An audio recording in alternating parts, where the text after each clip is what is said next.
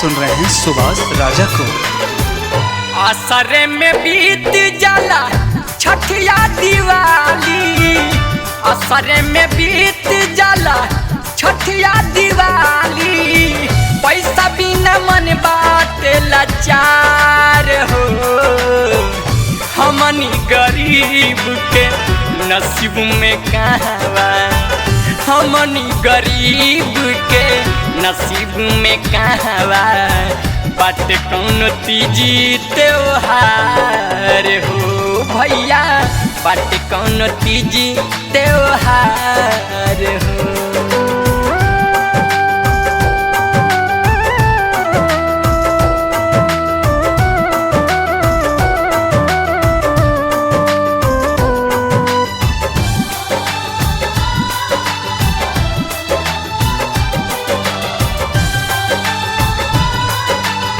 संगीत मनोज आर्य।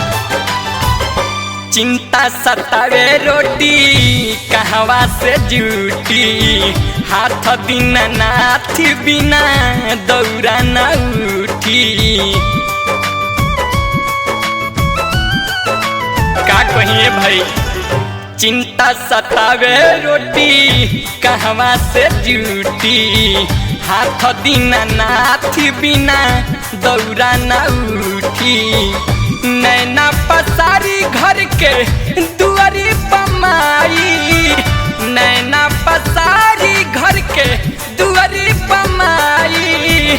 रह जाई है करत इंतजार हो, हमनी गरीब के नसीब में कहवा, हमनी गरीब के नसीब में कहवा बाटे कौन तीजी त्योहार हो भैया, बाटे कौन तीजी त्योहार हो।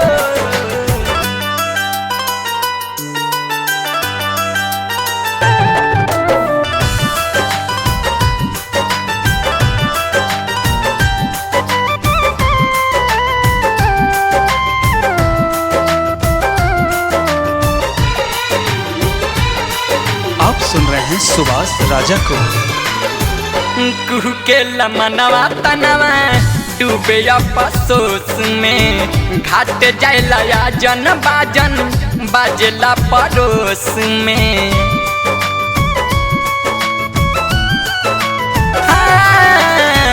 कुह के लमनवा तनवा डूबे अफसोस में, घाट जाइला जन बाजन बाजला पड़ोस में।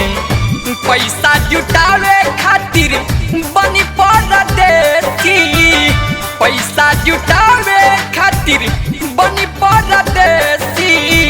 ढोतानी मुड़िया पभार हो, हमनी गरीब के नसीब में कहवा, हमनी गरीब के नसीब में कहवा बाटे कौन तीजी त्योहार हो भैया, बाटे कौन तीजी त्योहार हो।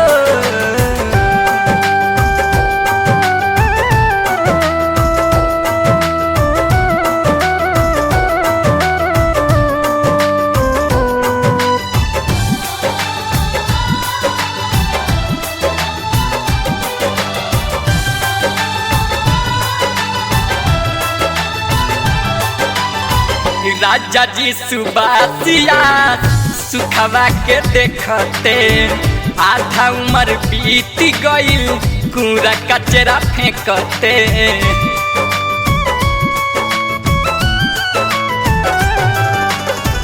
राजा जी सुबासिया सुखवा के देखते, आधा उम्र बीत गईल कूड़ा कचरा फेंकते।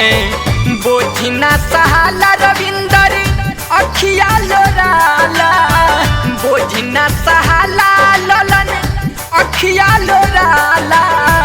कहता रे आदित्य गीतकार हो, हमनी गरीब के नसीब में कहवा, हमनी गरीब के नसीब में कहवा बाट कौनो तीजी त्योहार हो भैया बाट कौनो तीजी त्योहार हो।